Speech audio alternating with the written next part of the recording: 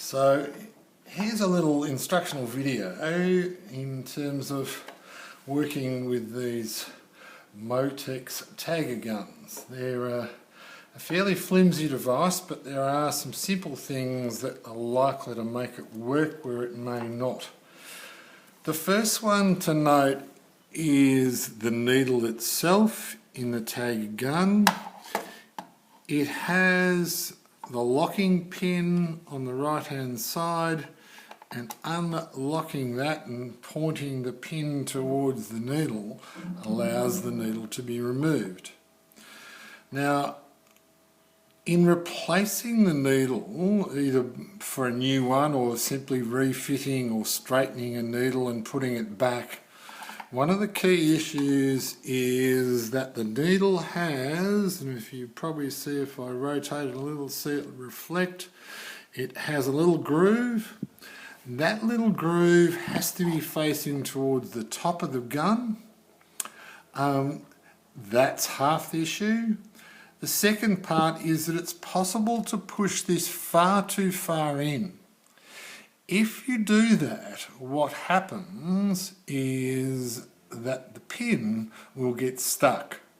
So if you are replacing a needle, make sure that that little groove is facing the top, and also that where the needle goes from being thin to fat, it has a bevel right there, and that's about the ideal location for now locking the needle in place.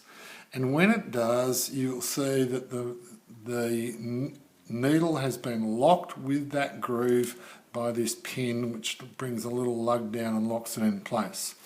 If we turn it over and see what actually happens here, this one had the needle pushed in too far. It would go about 5 mil further in. It does lock in that position, but in that case, when the pin comes forward, and I don't know, you probably see that in the video, as the pin comes forward, the pin comes too far up, and so that extra 5 mil that the pin would travel inside the needle means that the pin is forced sideways out of the needle up towards the camera, and that causes it to jam. And that's one of the most common errors in these guns, so it may simply be that the thing is jammed because of that. They also, of course, have the needles sometimes get bent, and they can be straightened out relatively easily by taking it out, grabbing a pair of pliers and straightening the thing out. So that's the simplest fix for one of these. Now, for part 2, if in fact that does not fix the gun, I have seen these guns have internal parts which are out of alignment and they need to be put back. It looks as if the gun is not meant to be open. It has no screws or anything that you can actually take out to open it like the old metal ones did. However, the two parts are simply pressed together, and you may need a couple of tools. So I've just brought a couple of little screwdrivers here to be able to prise them apart. Now, in prising them apart, they have some locating pins. They also have some little locking clips, but it's a matter of trying to find a balance between being gentle and being forceful enough to actually cause the thing to open. I started this one before with a little screwdriver simply going into the bottom hole and forcing that up, and you can see one of those locating pins there, or actually it's a little locking device. Here's one of the locating pins here. And there are several of those around this device. There's another one up here somewhere. So this one I think I managed to do. I just need to find the right tool for the job and open it up. And again, there is one of those little clips that holds it and a locking pin to lock it in place. There's another one around this side. This one tends to be a bit trickier, but it's there. And again has another pin. And there's another one down the back somewhere. And when all that is done, then it's possible to separate the two halves.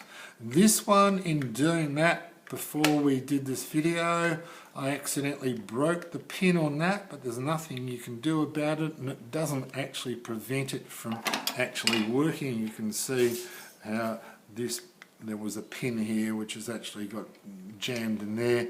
If that happens, it happens. As I said, they're a fairly flimsy design. So let's have a look at the internal workings. So key things are here that first of all, that when you press the trigger on this, it has a pin which it's possible to have it actually go past the stopping point. So it should be inside this stopping point here. Clearly, if you watch the operation of the thing, it's spring-loaded in here. It sits and rotates on two axles here, little plastic axles.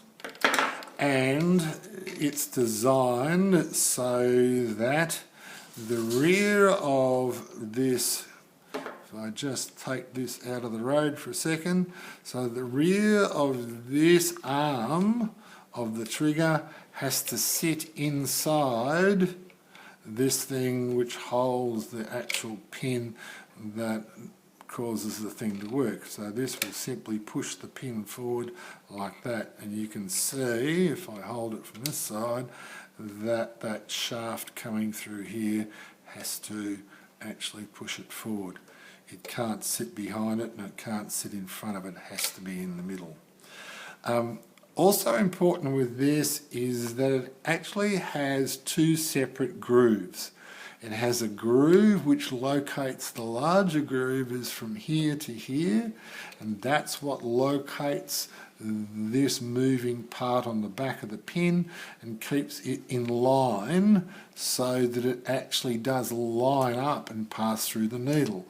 If this is out of there, it will not work because it won't line up and the pin won't find its way into the needle. So that's critical as well. The second groove here is a groove which is a slightly narrower one, and it's between there, and that groove is the one which is designed to hold this piece here. Now this piece is interesting. It just sits in that groove, in its own little groove, and it actually should locate just below this gear. So the gear has the pin sitting on top of it, but this little protruding part of this is designed to be the mechanism that actually rotates this thing to pull down another tag. So when the tag is in here, it's this rotation that's caused by this thing that pulls the tag down. You may find that when you pull this device apart, little bits fall out of it. And it's very typical to find that this bit here, which I'll take out deliberately, is flopping around inside when you take it out, or it's been like that before. Now let me see if I can just get this one out. We'll have a little look at this.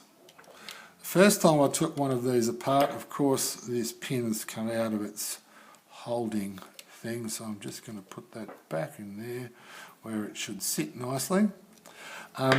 So it's not uncommon to have this thing just floating around in the inside of it. And it took a little while for me to figure out what this was. Clearly it has a tiny little central thing here that sits, and it actually sits on this pin here. It's designed to be a very weak but almost effective spring, and it sits so that if we pop it down on here, it sits down so that the rear side of it sits in this little groove. So that's the third locating thing that's important. It's got to sit between those two. It can't sit out here. It's got to sit between those two. Sits down in there, and when it's located properly, it again sits below this gear. And that spring is designed to just hold this mechanism properly from spinning too far. This is what stops this little gear from spinning too far when the mechanism has been operated. So if we can watch it actually work, you'll see that as this works, what's happened is this little thing has gone forward. It's about to pull the gear back when the triggering is over. The pin's now going through into the needle as would normally happen, and as you let it go, you can see this thing pulls that little gear back around, and that's what pulls your tag back into the mechanism. With all that located like that, it's now simply a matter of taking this and getting it to locate properly. Not super easy to do, but not difficult, just a little bit of care. So I found that taking this one and making sure it was located well at the back into the hole that it's supposed to go into is a good start, because at least you know that's right. And then I tried to get this bottom one located, and when that was right, I was simply able to press that down and press this down, which of course leaves the final closing, and that final closing is just done by pressing down so that that then goes into the space and hooks on this side, one on the same at the back. So if we do this, you may need to just hold the other bits in place, hold it in a few places. That one will go down with a bit of luck. I'll just have to squeeze that one first, and that one, and there we have it. A working device. And if we load some of these into here this way, get down to there, and then nice, as it should.